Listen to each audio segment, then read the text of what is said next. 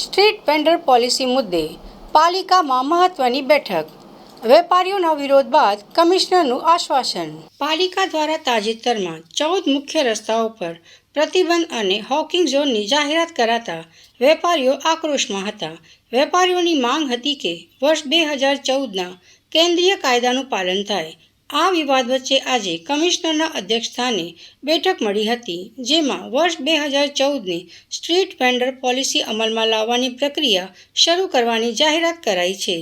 કમિશનરે જણાવ્યું કે કમિટી દ્વારા સર્વે કરીને વેન્ડર્સને યોગ્ય વિકલ્પ જગ્યા ફાળવવામાં આવશે અને દરખાસ્ત મંજૂરી માટે સ્ટેન્ડિંગ કમિટીમાં મોકલાશે. જોકે જીપીએમસી એક્ટ મુજબ ટ્રાફિકને નડતરરૂપ દબાણો દૂર કરવાની સત્તા પાલિકા પાસે છે, પણ આ વખતે કાયદાકીય જોગવાઈનો મુજબ વેપારીઓના પુનર્વાસને પણ પ્રાથમિકતા અપાશે. આજે અમે એક મીટિંગ રાખી છે.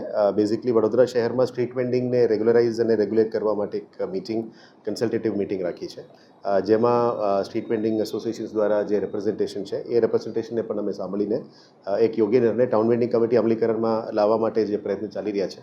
આપ જાણો છો કે ઘણા સમય પછી વડોદરા શહેરમાં આપણે જનરલ બોડીમાં સિટીનું સ્ટ્રીટ વેન્ડિંગ પોલિસી જે 2014ના જે ભારત સરકારનું પોલિસી છે, એક્ટ છે, એને આધારે અમલીકરણ કરવા માટે અમે સ્ટ્રીટ વેન્ડિંગ પોલિસી જનરલ બોડીમાં પ્રોવિન્શિયલ કમિટી પણ પાસ કરવા માટે પણ પાસ કરી છે.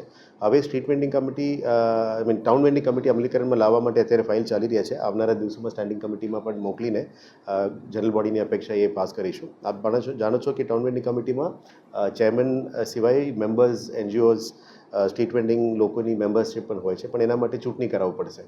આપણા પાસે અત્યારે 2017નું જૂના સર્વે છે, પણ આ સર્વેનું વેલિડિટી પણ ઓછું થઈ ગયું છે અને જે તે વખતના સર્વે કરતાં લગભગ 4 થી 5 ગુના સ્ટ્રીટ વેન્ડર્સ અત્યારે વધારી રહ્યા છે. અમારી એક જ ઈચ્છા છે કે સ્ટ્રીટ વેન્ડર્સને યોગ્ય રીતે એમનું પ્રોપર સ્ટ્રીટ વેન્ડિંગ કરવા માટે જગ્યા ફાળવણી કરી શકાય. યોગ્ય રીતે જે સ્ટ્રીટ વેન્ડિંગ ઝોન્સ અને નોન વેન્ડિંગ ઝોન જે ટાઉન વેન્ડિંગ કમિટી દ્વારા જાહેરાત થશે, એમાં કયા જગ્યામાં હોકિંગ અને નોન હોકર ઝોન, કયા વિસ્તારમાં યા કયા રોડમાં સ્ટ્રીટ વેન્ડિંગ અને નોન સ્ટ્રીટ વેન્ડિંગ, અને કયા કયા પ્લોટ્સમાં અમે વૈકલ્પિક રસ્તા જે કરી આપવાનું છે કોર્પોરેશને, અને કયા જગ્યામાં સુવિધાઓ કરવાનું છે, એ બાબતમાં આવનારા દિવસોમાં નક્કી કરવામાં આવશે. પણ અત્યારે પ્રયત્ન એ જ રહેશે કે ટાઉન વેન્ડિંગ કમિટી વહેલા તકે ફોર્મ થઈ જાય, જેથી કરીને આ બધા જાહેરાતો થઈ શકે અને જે પણ જેન્યુઇન સ્ટ્રીટ વેન્ડર્સ છે, જે ખરેખર સ્ટ્રીટ વેન્ડિંગ કરવા માંગે છે, એમને ધંધાકીય રીતે એમને કયા ઝોન વાઇઝ, વોર્ડ વાઇઝ પ્લોટ્સમાં અમે એકોમોડેટ કરવાનું ટ્રાય કરી રહ્યા છે. અને સાથે સાથે જે રોડ્સમાં ટ્રેડિશનલ એક્ટિવિટી સ્ટ્રીટ વેન્ડિંગ ચાલે છે એ ક્યાં એકોમોડેટ કરી શકાય એનું પણ અમે થોડું ચર્ચા કરીને કરવાના છે. પણ આ નિર્ણય will be taken by the TVC. આ ટીવીસી ફોર્મ કરવા માટે જ અત્યારે પ્રયત્ન ચાલી રહ્યા છે. પણ જે પણ અત્યારે સ્ટ્રીટ વેન્ડર્સના રેપ્રેઝેન્ટેટિવ છે એમના સાથે ચર્ચા પરામર્શ કરીશું અને એ પણ એમની માંગણીઓ શું છે એકવાર સાંભળી લેશું અને પછી નિર્ણય લેવામાં આવશે.